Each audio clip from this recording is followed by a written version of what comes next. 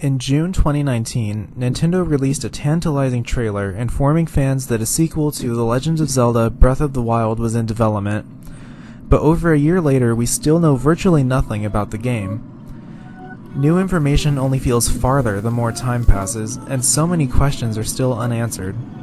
Will we get actual dungeons? Will the story be more prevalent? How much has Hyrule changed since the ending of the first game, if at all?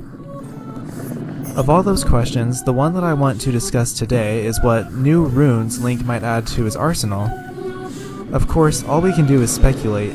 We don't even know if the Sheikah Slate is still returning for the sequel, let alone what runes we might unlock. But I've had some pretty interesting ideas lately, and as the next trailer hopefully gets nearer, I thought it would be fun to start talking about those ideas. So in this video, I'll be discussing 5 specific concepts I've had for runes and how they might work. I hope you all enjoy.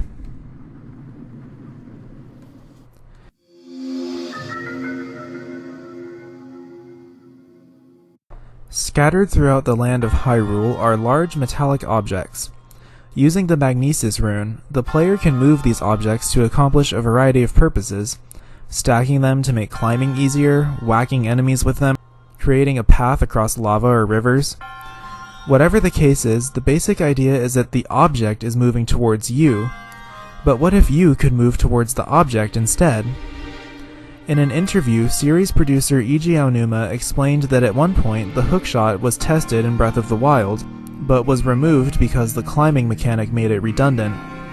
In fact, director Hidemaru Fujibayashi also stated that it was too powerful and basically broke the game. However, if implemented as a different version of magnesis, I feel that it could work as a really inventive gameplay feature. Because it would only work on metal surfaces, it wouldn't be broken enough to let you instantly scale any mountain in the game, and using magnesis and reverse magnesis in tandem could lead to creative navigation-based puzzles. For example, let's say you enter a shrine where in front of you is an empty pit, like the Shadow Temple in Ocarina of Time. On the other side of the pit is a switch that you need to stand on in order to open a door on your side of the pit. Next to you is nothing but a large metal crate, but the switch is too far away for you to place the crate on it. Instead, you have to move the crate across the pit using magnesis, then pull yourself towards it using reverse magnesis. Then you can stand on the switch, open the door, and get back across the same way you came. That's just a basic introductory level puzzle I thought of, and I'm sure there are far more creative ways it could be implemented, inside and outside of dungeons.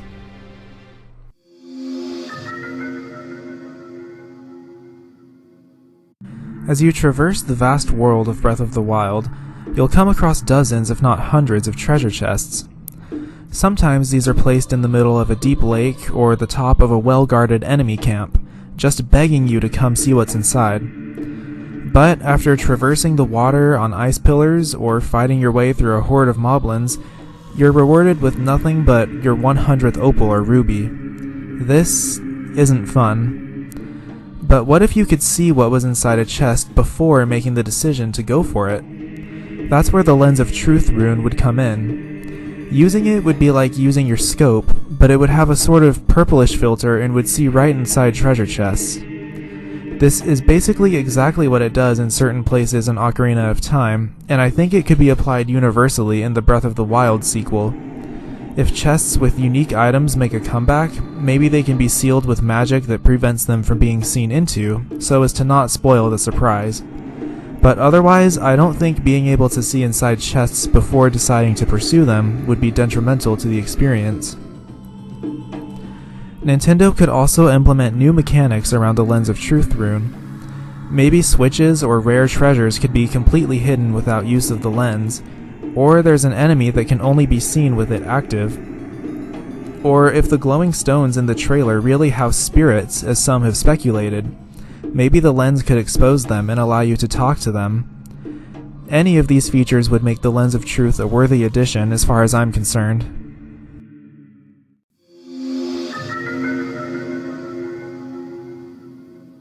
In Skyward Sword, one of the first items Link obtains is the beetle, which allows him to see what lies ahead, retrieve items, hit switches, or cut ropes to make pathways.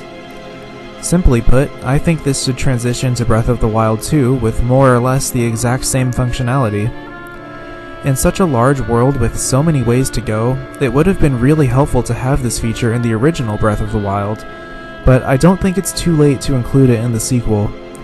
There will most likely be new enemy camps to stake out, and if the game features large underground sections like the trailer suggests, using the beetle to get a taste of what's coming next could help you decide whether to proceed or go back and prepare.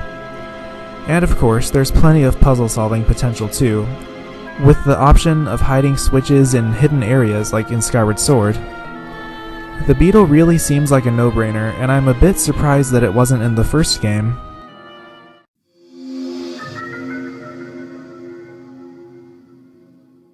Borrowing from Skyward Sword again, one of its most unique features were the timeshift stones.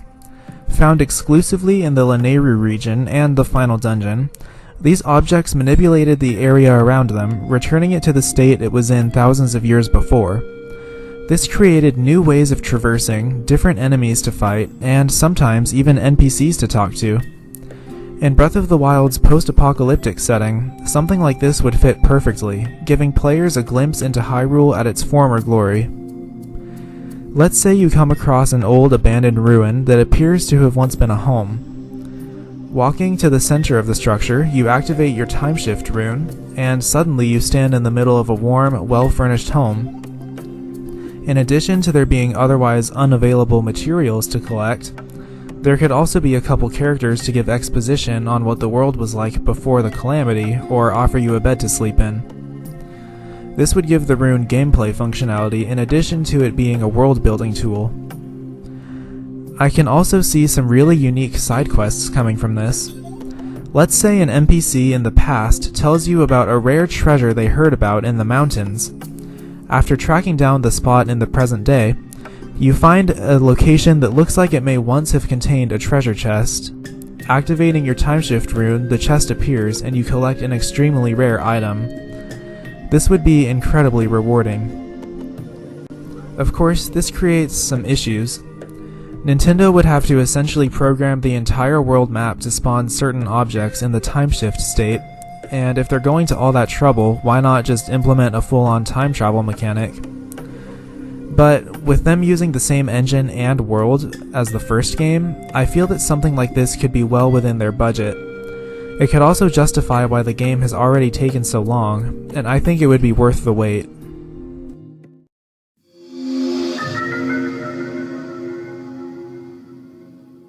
One aspect of the Zelda series that Breath of the Wild lacked was a musical instrument for Link to master. In fact, out of the 3D Zelda games, it's the only one not to feature an instrument in some capacity, and I think the sequel should change that. And as I was thinking of which one to choose, I realized that the Sheikah Slate could lend itself very well as a mobile piano of sorts. I mean, it already acts like a smartphone in many ways, so why not add a piano app to the mix? I imagine it working just like the ocarina, where you simply press buttons on the controller to play corresponding notes. Nothing gimmicky. It could come pre-installed with a few songs for Link to play, while more powerful ones have to be tracked down. Perhaps Cass needs a backup on his accordion and teaches Link some songs, like Sheik in Ocarina of Time. These songs could do things like summon a storm, make it stop storming, change wind direction, make it go from night to day, or vice versa, or even things that haven't been done yet and would fit to the game's unique mechanics. Whatever the case, a 3D Zelda game just doesn't quite feel complete without a musical instrument, and I'd hate for 2 games to go by without one. Well, that concludes my thoughts. Now that I've had all these ideas, I'd honestly feel disappointed if none of them came to pass in the sequel. But that's the danger of speculating, and after going so long without any news, speculating is all Zelda fans can do without going mad. I hope you guys enjoyed my video, and if you have any of your own ideas, let me know in the comments. Next time, I plan on doing a video on what the sequel might actually be called, so stay tuned for that. I've also started a Fire Emblem 3 Houses Let's Play, so subscribe if you want to see that. Thanks for watching, and I'll see you next time.